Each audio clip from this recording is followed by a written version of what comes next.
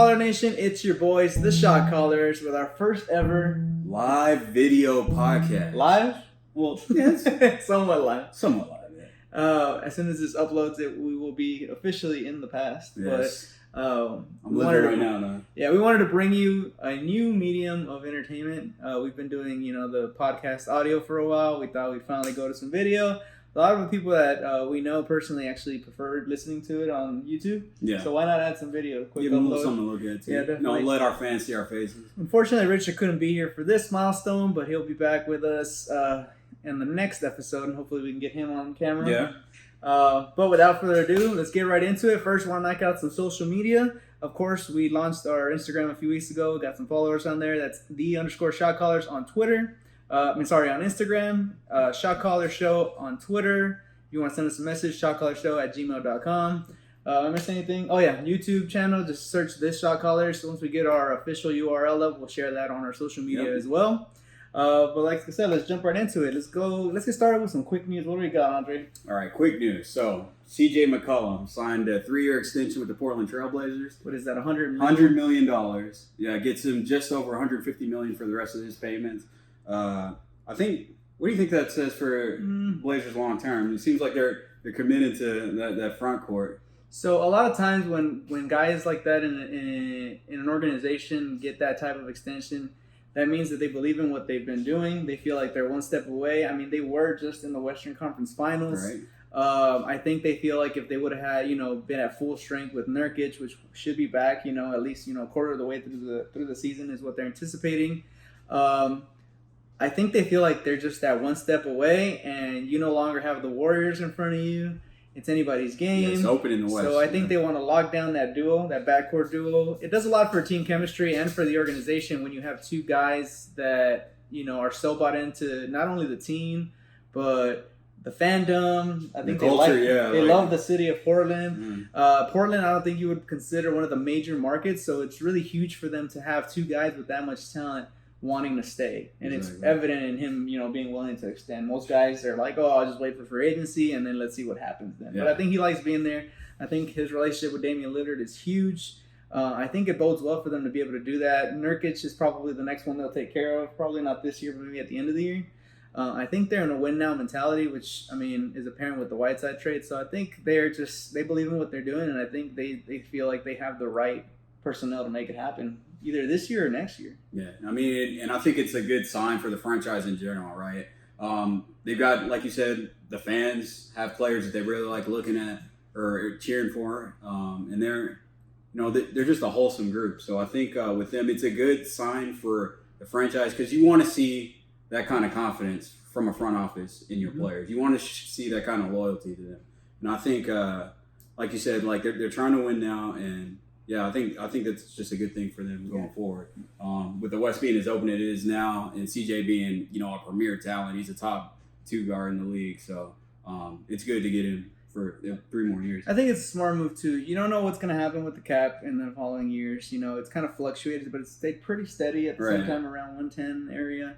But I think it's smart for what I said about them being a small market.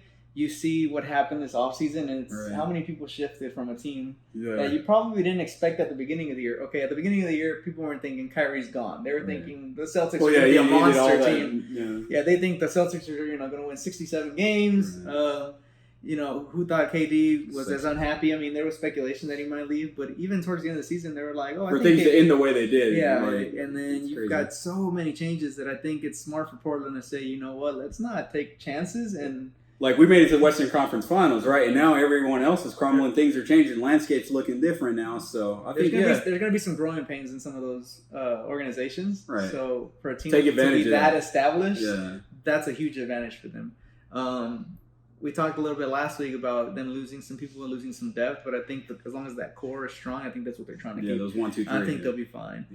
Quick question before we move on. Do you think Portland has a chance at making a run, or I think they've got a good chance because, like you said, them already having that cohesion, even though they're going to be missing Nurkic in the beginning of the season. Yeah, I think them having that cohesion is going to help them start off a lot stronger. So that'll give them a good running start to get a higher seed, which is going to be really important for playoff times, obviously.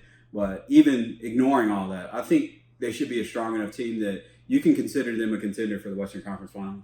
Okay, I think this year is just a matter of getting in the playoffs. Right? Yeah, right. I think it's kind of been like that in the past, but the last few years with the Warriors, it was like, okay, the 8th seed's probably going to get dumped in the first round. Mm-hmm. Now it's like, just get in, and it's anybody's game. So, exactly.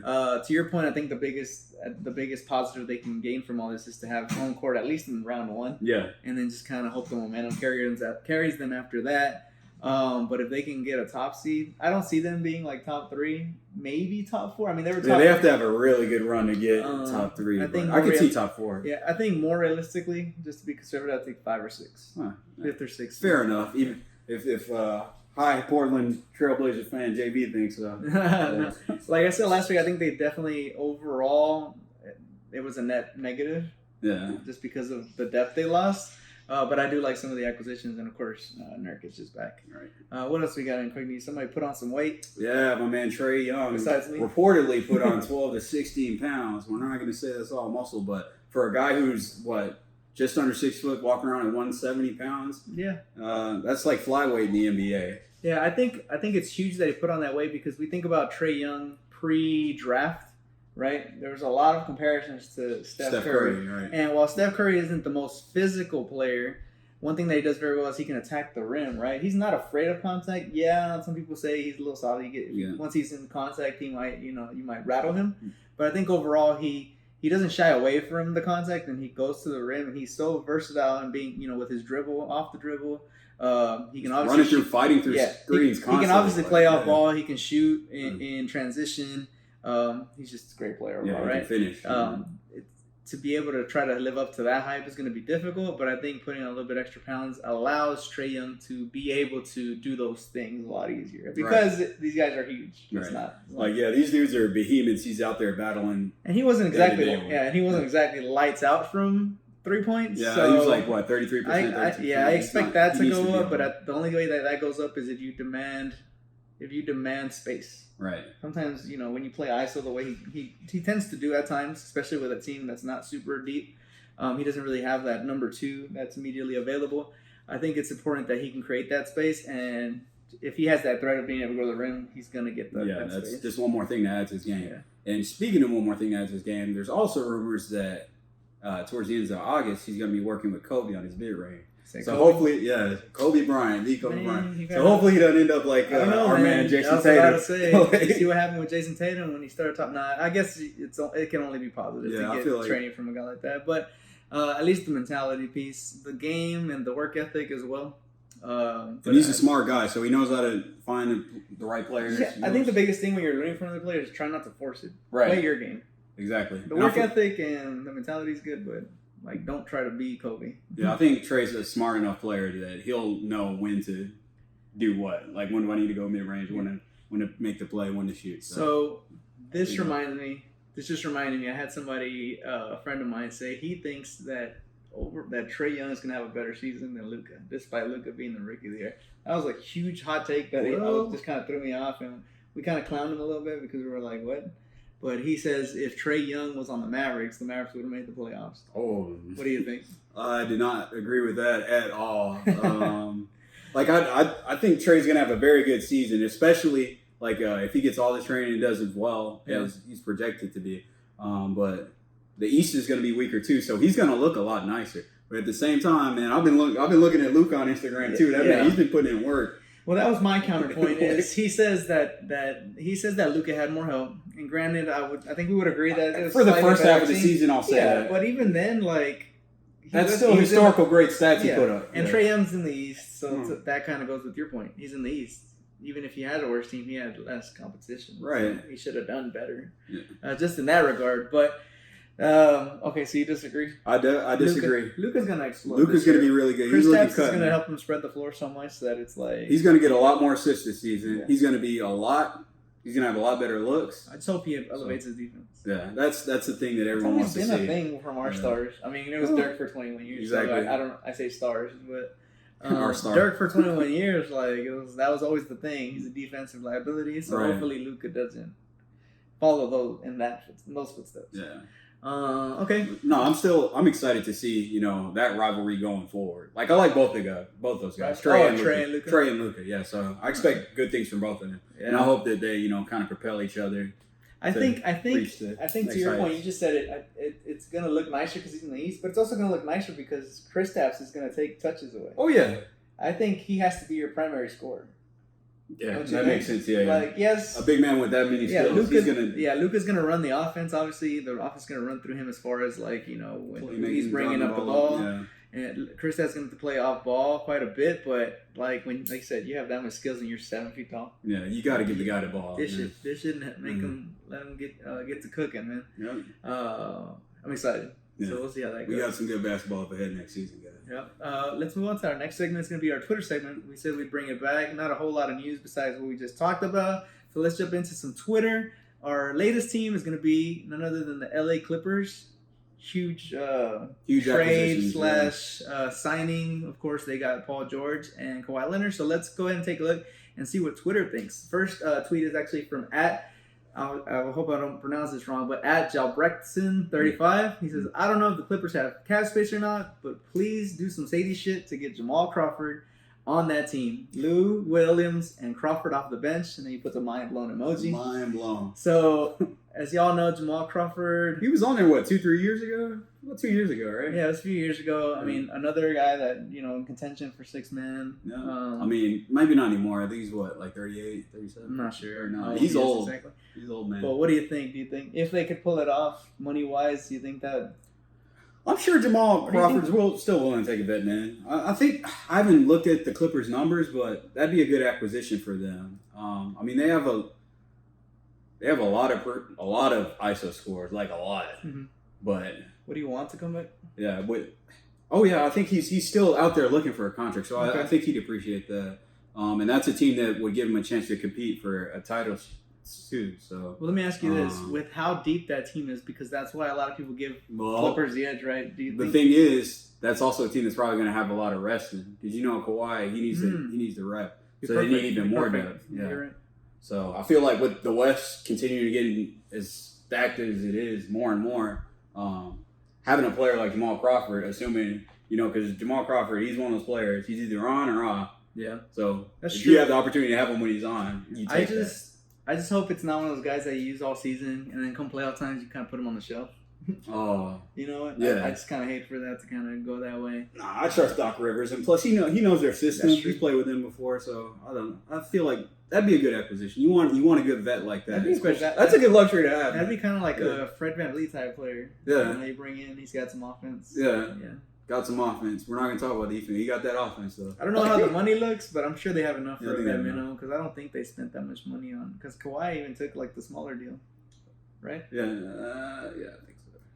Because I think you get more money if you do the 4-year. Oh, yeah, because he did. Yeah, he took the 3-year with the player. I'm sure they got enough because they had enough for 2 Supermaxes, so they should be good. Okay, next tweet is from at 5-Star Boulevard. He says, "My sons get to experience an LA battle. Clippers and Lakers, what a time, LOL." So my question to you off of that tweet is, can you think of another rivalry that matches this, considering that they're in the same city? Man. I think about the 2000 Subway Series, where it was the Yankees and the Mets in the World Series. Now, that can't happen here because they're both in the Western Conference, but do you think this has the potential to reach that kind of hype, where it was like people were writing the subs that were painted their team colors? I don't know if you ever watched baseball back then, but there was subs painted Yankee colors, subs painted Mets colors. You were on there. You can write either one. They're not going to kick you out. But who's going to write the Yankees one if you got Mets gear on? Yeah, right. But do you think we could get to that level of hype? Because that was when baseball was on fire, right? Yeah. This is when people were chasing the records and all that. What do you think? Does this have the potential of getting to that level? I think it could be because both of these teams are stacked with talent, and if they both, reach their potential, man. This is going to be great. I feel like LA is always going to be a Lakers city, though. But the Clippers have an opportunity now to make history because they haven't even made the Western Conference Final. So they're actually really competitive. Not notwithstanding this year alone, I think going forward, if they're really good this season and the Lakers are good too, then this has an opportunity to be like super legit. It definitely, it definitely has. They're gonna fight for ownership of that arena. Oh yeah, for sure. that's what's really crazy there. So the Mets and the Yankees play in different stadiums. These guys play in the exact same arena, so that's huge. Of course, everybody makes fun of the fact that you have like several banners of the Lakers. Yeah, it's all Lakers stuff, and they don't like no Clippers, right? Yeah. You got maybe what? Some division titles, is that? They haven't made the conference finals. Well, they get division title banners. We have those up here. But that's about it, right? Yeah, right. Nothing to gloat about. I think about that series. The reason I brought it up is I remember that series. I was like 10. But it was like super hyped on Fox, and World Series on Fox. Yeah, the ratings, New York. Ooh. The ratings were off the charts. Right. I couldn't imagine living in that city. I think New Yorkers are on a different level when it comes to the fandom a little bit. Oh, yeah, definitely. I think that's something that lacks a little bit in LA. Not to say that the Lakers fans aren't crazy or anything like that. We saw that protest. Mm-hmm. But I just don't think it will. I think it has the potential to get in there, but the Lakers fans really have to step it up as far as like. What do you mean? The Lakers fans or Clippers fans? Well, have you ever been to New York, guys, or even Boston? Right, those baseball fans will wear a cap during off season, and like they'll wear that cap even though it's like 6 years old, right? Yeah. And you don't really see that in. Well, I see a lot of. Whenever I go to LA, I still see a lot of Kobe and Shaq stuff, but that's Kobe. I feel like it's more the Clippers have to build there. You think the Clippers have more to? You don't think the Clippers just by being there? LeBron, I think the Clippers just need to win. You got to think about the LeBron power, man. But I think the Clippers, if they win, that's all they have to do. Yeah. I think the Lakers really need to make it like a spectacle because we already saw them the way they've been mediocre for a while. Yeah, so, and then the way that the Clippers introduced Paul George and Kawhi, they kind of made a big deal. They revealed that mural. I don't know if you saw the video of that one Lakers guy that was like kind of like haggling while they were looking at the mural. They all need to do that. If they all do that, then it'll explode and it will just have hopefully nothing like physical breaks out, but like some serious like shit talking. Because that's the big difference. The fact that they're both at Staples, I don't know how they're gonna figure that out. How do you split the tickets up? Like, I don't know, man. Can you buy? They've been doing it for a while. Can you buy a combo package? So like, they're gonna start selling. You got half like a Lakers jersey on the front and Clippers in the back. Oh, like the Currys. Cut in half. Yeah. You saw the Currys. Oh yeah. Half Trailblazers have Warriors jerseys. Oh yeah, Seth back in Dallas. I forgot too. Yeah. I think this is huge for the happy birthday. I think this is huge for the NBA though. The fact that the largest market has this rivalry, competitive team, and then you got KD and Kyrie and New York. It's too bad the Knicks aren't very good. But I mean, that could happen. That could happen next year. It just depends on who. Not next year because there's not very many names. But the year after, some big names could decide to make their way over to New York, and now suddenly you have a rivalry in New York and a rivalry in LA. Who do you guys think would be a bigger rivalry? Let us know on Twitter. Do you think the Knicks, if they were to get some new stars, if they got some big stars, it's like Zion says, "I want out of New Orleans." Yeah, would the Knicks Brooklyn Nets be a larger rivalry, or would the Clippers Lakers be a larger rivalry? Let us know on Twitter at Shotcallers. Who would have to be on the Knicks to do it? Let us know. Yeah, who would have to be there to make it huge? I can't think of anything off the top of my head. You gotta be like Zion and that's years away. Luka. I mean, they got RJ. Zion and RJ back it. Go back. He could explode and just have it be like an amazing. That's very true as well. Number 3 pick. And the last tweet for this segment is from @Gianni2225. He says, "No bias. Who do y'all think win the finals next year? Got to be the Clippers. IMO." So my question here for you, Andre, is how. He says got to be the Clippers in my opinion. So he's definitely saying Clippers. Do you give the edge to the Clippers? They'll probably make it out the West, but I like the Sixers. Oh man, I should have known.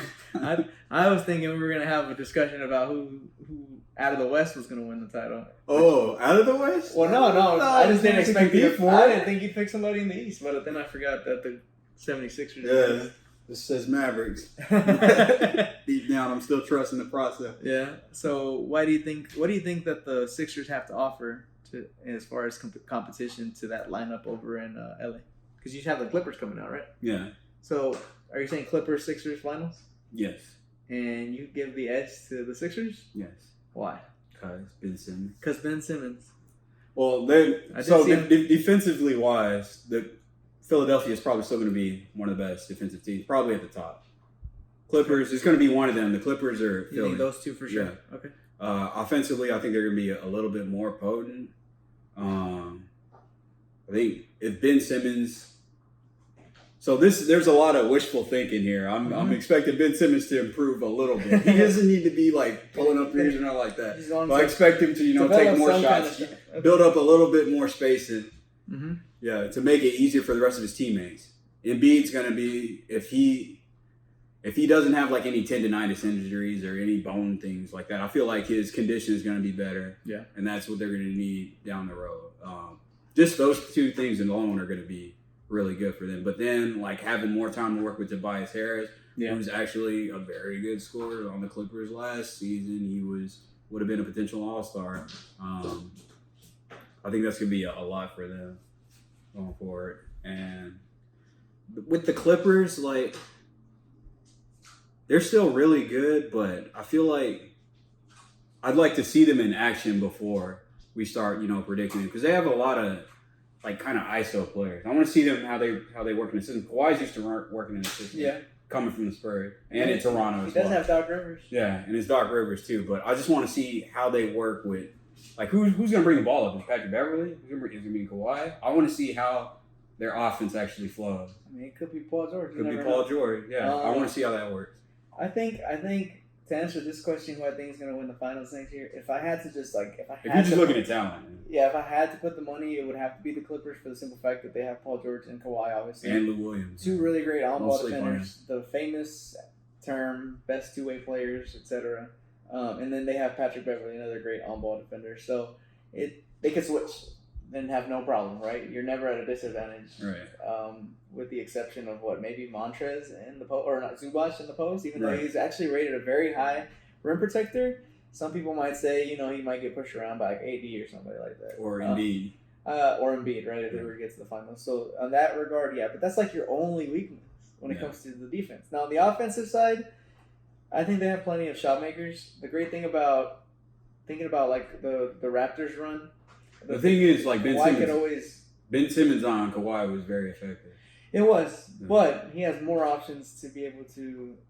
He doesn't have quite the shooters he had in Toronto, but he still has plenty of options. I mean, the Clippers that's a pretty ISO heavy team. Like, because at the end of the game, you're probably gonna have Lou Williams out there, Kawhi and Paul George. Who knows, man? You can just pass the ball around. Zubac can elevate. Zubac he can play the pick and roll very well. That could be dangerous because now you got to think about. He's very young. Yeah. If Doc Rivers creates a scheme where he's just exploiting the pick and roll, you never know. And that's speculation because we don't have a whole lot of track record on him. But, I mean, you don't know what he's working on right now. No, you're right. Before you know it, he's a stretch five. Yeah. just like as things are now, I expect the Clippers to come out the West, but I'd like to see how they play. To touch on your point, I don't think that the Sixers get out of the East, man. I think this is finally Giannis' year to make it to the finals. He's going to be, that's going to be tough. I think he had a good season. He got comfortable. I talked about this several podcasts ago. I think when he got to that series and was just like, I'm not really disappointed in the loss. I'm still Giannis. What was it? He's like, I'm still Giannis. I still do all this great things for my family, which is great. He's lost 4 in a row. But he lost 4 in a row, and it's like, we're 3 in a row. Was it 4? It was 4. Jeez. 3 in a row. I think you're right. Yeah, I think you're right. Because that was the first loss. Yeah. That's all great, but I think he's gonna have the offseason to really think about it. Like, could he have made it to the finals? And I think MVP too. And based off of what happened with the Warriors, right? Who's to say that would have happened the same if they were playing the Bucks? But without all those injuries, I think we would agree that the Bucks would take that series, right, against the hurt Warriors. I think so. Oh yeah, I think so. Yeah. So now he's thinking, I missed out on a huge opportunity. Now there's still no Warriors. There's a weaker East than even last year because you don't have KD. If KD's hurt, then the East actually got better. But I think overall the East is worse, right? Because Kawhi's gone. The Raptors aren't really going to be. Boston got worse. But Sixers got Horford. Yeah. So the Sixers, right? But it's really just the Sixers. Who else are you thinking is going to challenge the Bucks? Kyrie's not going to do it. No, it's not going to be them. It's just going to be the Sixers. Maybe like Indiana. We'll see how they come back. Indiana, yeah. It just depends on. We have to see how Oladipo comes back, right? Yeah. But like the one true clear-cut competitor is the Sixers, right? Yeah. So I think that's Bella out here over there. Sorry. Yeah. So they're sobbing. Making. She's heard your Ben Simmons take. No, but she's with you. She's like, please stop. Please stop. But I think he elevates his not just his game, but his maturity and he's gonna His be leadership. He won the MVP already. That's out of Yeah. the way. He doesn't have to worry about accolades. It's just focus on team basketball, focus on the task at hand, and I think he dials it in and he shows up in the finals. I think he beats the 76ers. And then they play against who knows. If I had to bet, I'd pick the Clippers. But honestly, I feel like it's a coin toss. I don't know, man. Yeah, I feel like the Bucks got worse too. To me, Yeah. there's like a 4-way tie to teams that could win the Western It's Conference. crazy. It could be the Clippers, it could be the Lakers, it could be the Jazz, it could be the Nuggets. Hell, Those are it could the even if Westbrook works out for the Rockets, it could be them too. It could be the Rockets. We don't know what's We going to don't happen. know what's going to happen. Which, this isn't on the agenda, but I'm so tired of the will it work topic. Everyone's saying. I feel like Russell Westbrook. on, man. Russell Westbrook and James Harden, the talent level is so high that they'll just be able to. They'll make it work. They'll make it work. At some point, the talent is just going to take over, and they're going to have success. So Yeah. I'm not too worried about that. If you have a team that you would like us to cover, do you have anything else? I think we're good. Okay, if you have anything else that any team that you'd like us to cover, shoot us a message on Twitter at shotcallersshow. That's at shotcallersshow. We've touched on about 7 different teams. If you'd like us to touch on your team, just shoot us a message to at shotcallershow on Twitter. Get on from there, Bella. You can also shoot us a message to at shotcallershow@gmail.com. Follow us on Twitter.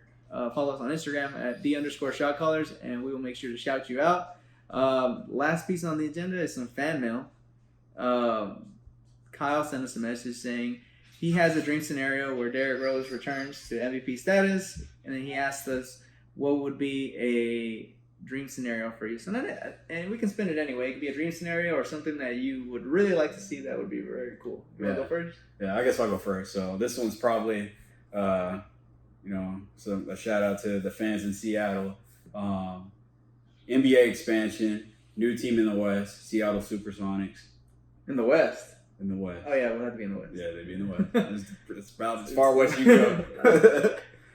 They go back. KD goes back to the Sonics after his contract in Brooklyn's up, and then he's the promised son coming home, the prodigal son.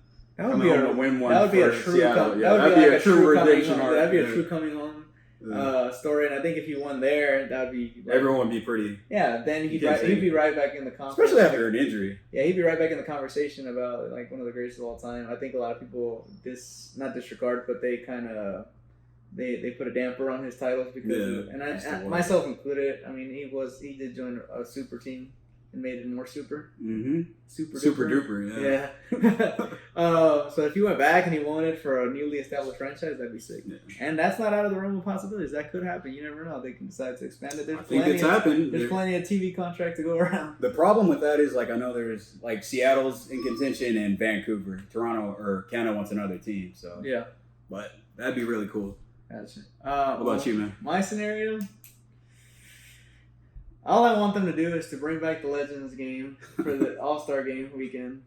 You know what I'm talking about? So is that like when old players come and bring play? The old players back. I think they. Is it retired? Does it retire players too, or is it just? It's all retired. Oh damn! Oh, it's definitely. So bring back Michael players. Jordan to play. You could, yeah. I mean, these were guys playing in like their 50s, so you could. Shit. Yeah. I want to see Chuck. Yeah. I want to see the NBA on TNT guys out there playing. Well, I mean, you could just do like the all-decade team from like 2000 to 2010. Oh wow! So Allen Iverson. We get to see Dirk again, even though he's just freshly retired. Right? I mean, I can think of the 5 players I would want to see play against each other. Kobe. Like on one side, I'd put Kobe and Shaq on 2 separate sides. Okay. I put Jordan on Shaq's team, and then I'd put like, I don't know, who's another big man? Get Vlade Divac out of management. Or Tim Duncan. Or Tim Duncan. Yeah, right. Oh, that's perfect. Duncan, Shaq.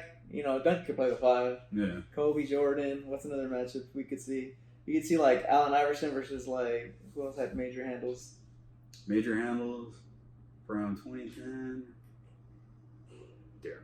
Darren Williams did have good Darren handles. Williams. But you can just bring all these guys out of retirement, right? That were stars during that time. Oh, we can even do we can bring back some of the MVPs, like Steve Nash. Steve Nash. Yeah. It'd be cool to see him. I feel like he probably still hoops. Yeah, I feel like he's still. Well, he loves him some soccer too. Oh yeah. Hey, it'd be really cool to be able to see those guys back in action. Yeah, I think that'd be. And if you watch it, it's actually pretty competitive. They still call fouls and all that. Nobody plays like super rough, but they do play defense. Yeah, like, I've seen some clips, dudes going to the ground. Like they're not. It's not in a malicious way or anything. But wouldn't that be amazing? We talk about how boring All-Star Weekend can be because the dunk contest, you don't even have your best dunkers out there. The 3-point contest is entertaining to a degree, point, yeah. And then the Rising Stars is probably one of the better ones because you get to see young guys. I think the Legends game. I think a lot of guys would sign up for it. Yeah, I think that'd be real cool. At least the first time. I mean, you see how many guys are playing the 3-on-3, the Big Three tournament. Yeah, the Big Threes. Who wouldn't want to be there for All-Star Weekend?